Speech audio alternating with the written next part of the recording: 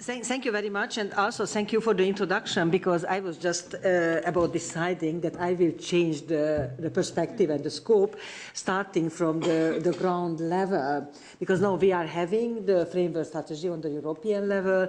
I hope that we will have the national strategies soon, in 7 weeks. But I think our tasks are twofold. On one hand, we have to contribute to the development of this new Roma elite. Some of the members of this Roma elite, or new Roma elite, are present in this room, but the real question in a longer term will be how we can reach out to those very poor communities, which are often segregated, not having an absorption capacity, let's say, not having administrative capacity managing the funds, not having a vision about their own future.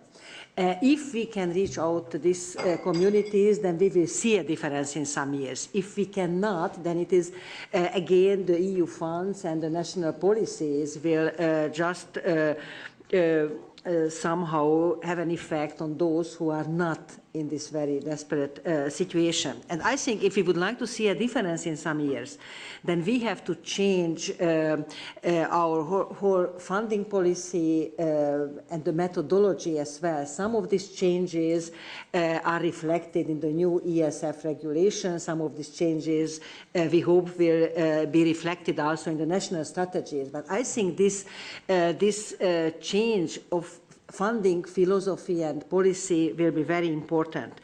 In one hand, we see many very good initiatives in local communities. They are mostly connected or related to committed individuals. They are sometimes teachers, sometimes the mayors, sometimes civil organizations, Roma or non-Roma civil organizations.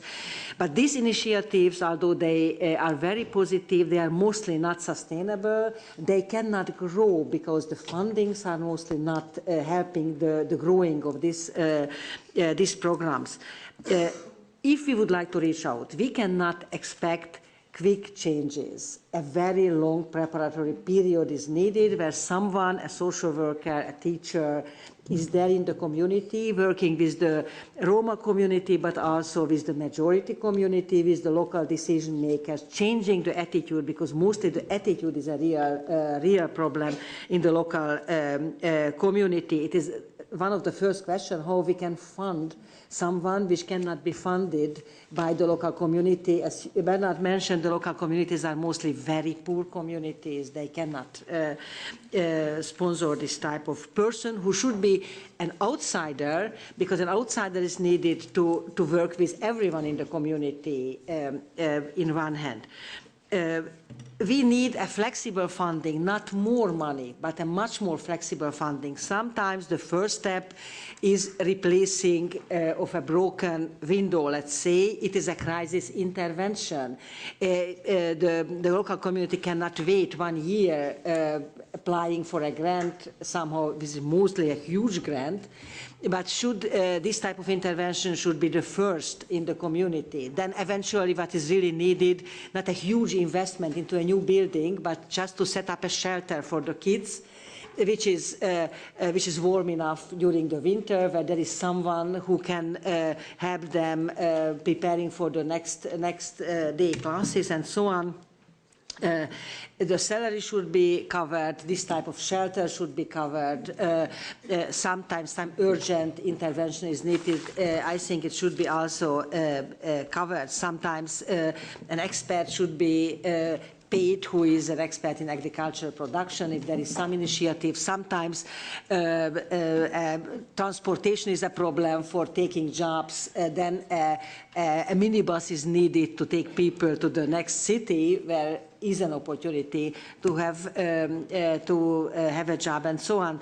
But we see that EU funds are mostly slow, short-term funding, very often leaving much more frustration after the funding, because there is an abrupt end or conclusion of this fund, and the hopes which were growing are fallen after the funding. So I think the longer term funding is very important. Again, I would like to emphasize not more funding, much more flexible, longer term funding. Flexible also in the sense that Also, best practices are very good, but projects cannot be replicated. I think all of the communities are different. What we need to do on the policy level, on the EU level and national level, also to adjust to these local needs and local development capacities, let's say, because this developmental approach is one of the key. I think there are very successful isolated programs, like the Tanoda program, this after-school programs, the scholarship programs, the Roma Versitas programs. But if we would like to see a real change in a shorter and longer term, that we need complex programs adjusted to this crisis map, which was mentioned in all of the communication, the resolution of the European Parliament, but also in the framework strategy very well. And again, we should build on local dedicated people. We have to work with the whole community. We need to have more global grants. Some of the countries are not utilizing global grants, which is a much more flexible grant than some of the others. We have to start with these crisis maps, as it was mentioned several times, somehow mapping the most disadvantaged communities and the local needs in these disadvantaged communities. And I think the real question will be whether or not, after the setting up the national strategies, whether or not the national operational programs can somehow include this type of philosophical change of funding. If it happens, I think we will see a change also in a short and longer term.